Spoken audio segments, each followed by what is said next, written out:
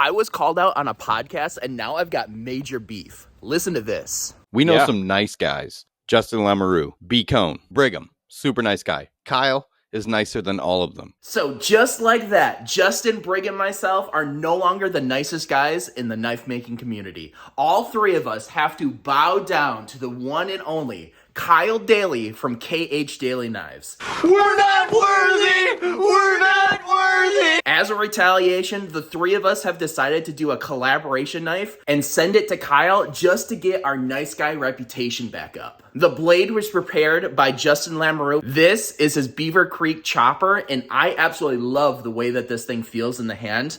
It's already hand sanded all the way up to 600 grit, so I'm gonna leave this blue tape on there. Speaking of blue, Brigham Condell put together this really beautiful multi-piece handle set, and the main material is this really revolutionary new handle material called Grip Tech from Rock Solid Scales. This stuff is going to be absolutely revolutionary, and I can't wait to use so much more of it in my own knives because it's kind of like this hard rubberized material. Let's go ahead and get to work with this material right here.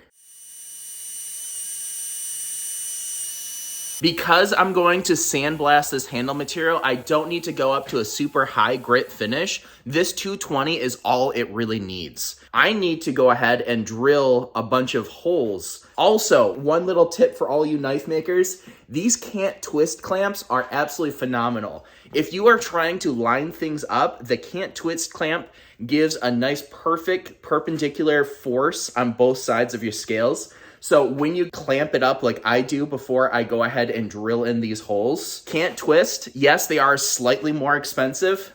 So worth it. Get yourself a couple of these. Normally when I drill through my pinholes, I have to put some sort of a backer behind it because the material will chip and fray and you'll have some blowout on the opposite side.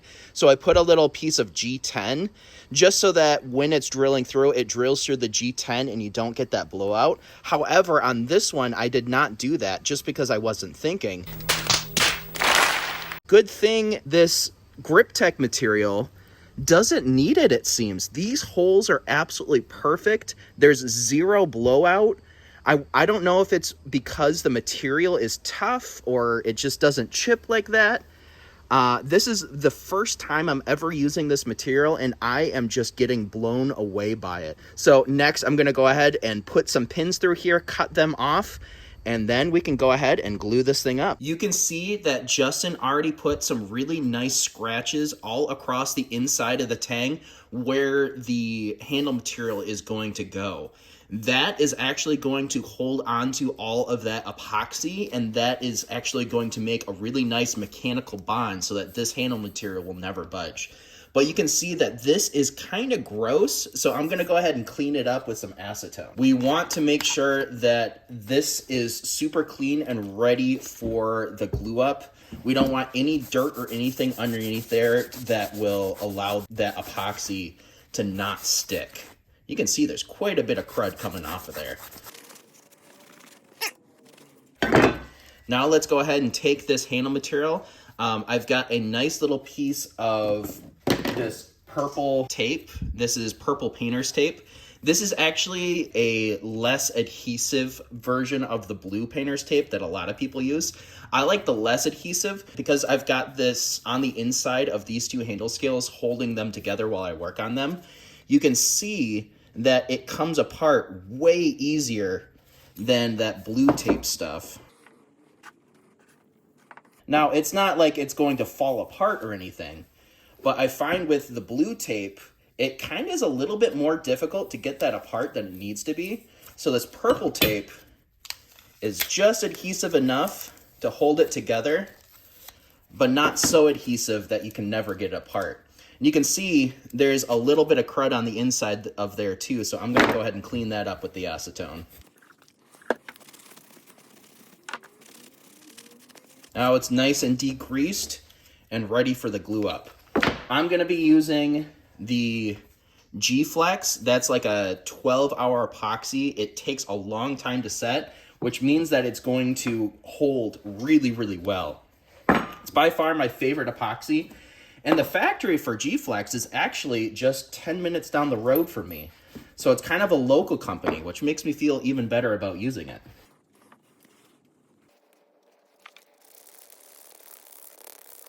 All right, now that is plenty mixed in, you can see that it's all one color all the way through. That's when you know that epoxy is nice and mixed.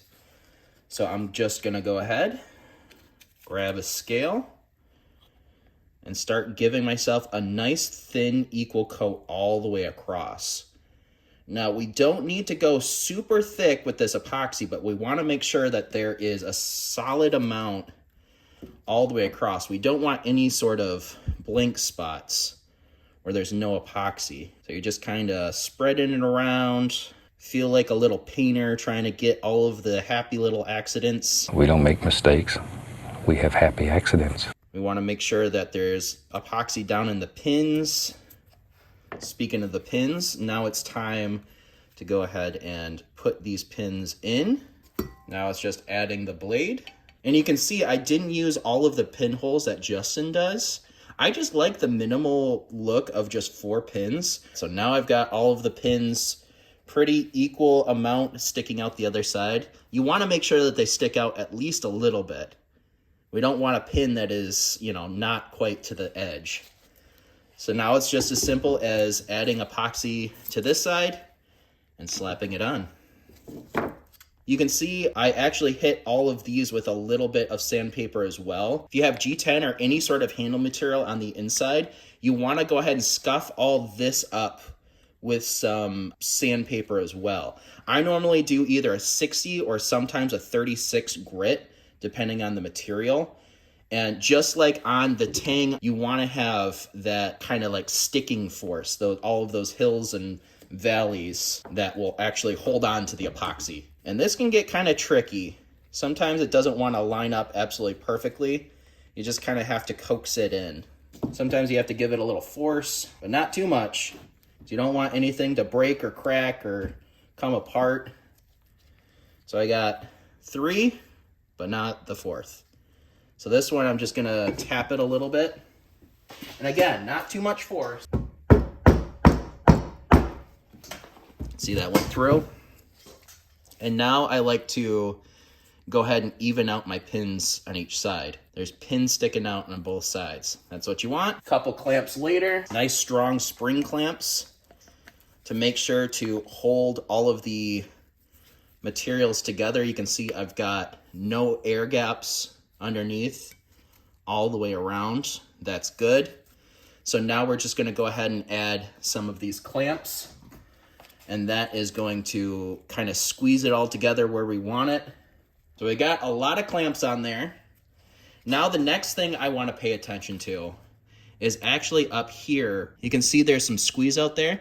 So I'm going to go ahead and use some Q-tips and clean that up. So first I do dry Q-tips, and then I use a Q-tip dipped in acetone. That's actually going to clean it up really nice. Here's a nice close-up just to show that I got all of the squeeze out. So in 15 minutes, I'll come back and actually re-clean all of that, and it's going to get every little bit of squeeze out. It is the next day. The epoxy is fully set, but one thing that you can see, the grip tip actually dented under the pressure of those clamps. So you have to make sure if you use this grip tech material, don't start out with the overall thickness that you want in your handle, because you're going to have to grind away at least a little bit just to get rid of all of those dents and dings. Next, I am going to cut off all of these pins, and then we can go ahead and profile it and get this thing down to the correct thickness that I want.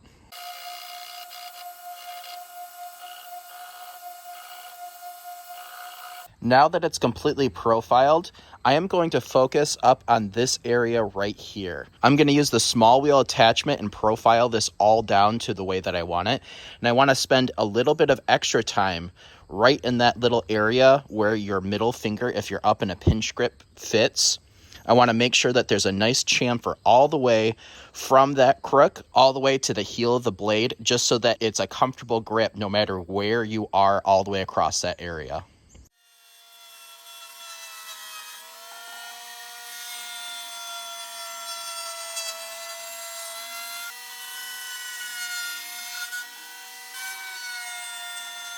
After that router, I have a nice smooth finish all the way across the spine and the belly area of that handle. But I want to do something a little bit different with this one. I am going to, instead of tapering this area all the way down like I normally do to make a really comfortable grip, I'm actually going to do a rock texture just up on this bolster area.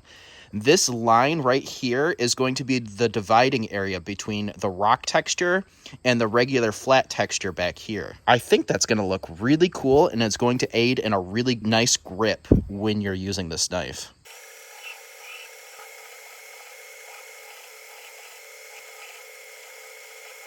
Adding a rock texture was a fantastic idea. That has given me enough of a taper where it's kind of subtle, but it makes it a little bit more comfortable in the hand.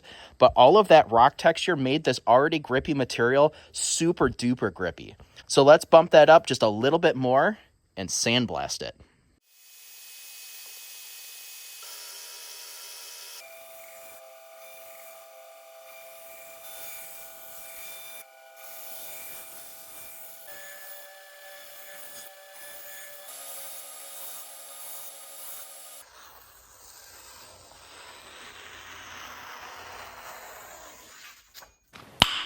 Nice.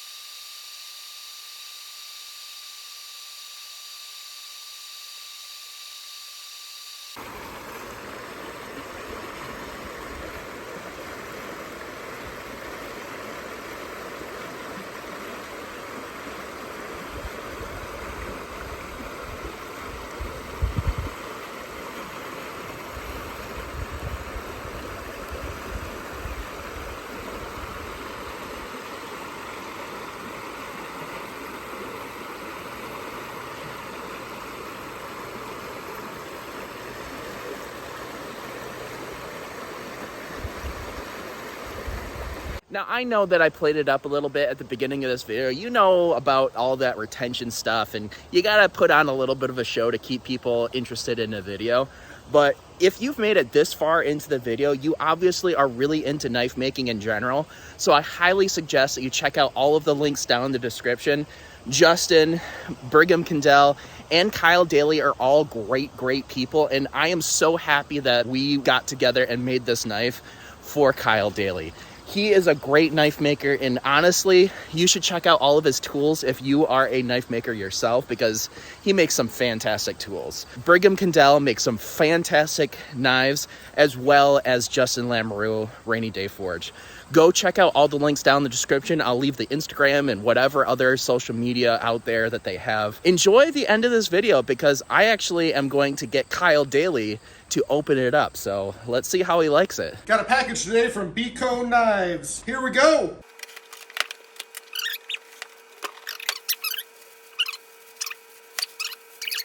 Whoa. Very cool, man. Yeah, nice. We got, says #1 nicest guy on the side. Got B-Cone Knives and another BK logo and Rainy Day Forge. Very cool, guys. Looks like some grip tech on the handle. Excited to have this in the kitchen. Always excited to have something from you guys. Very cool. Thank you very much, man. It's a very cool surprise.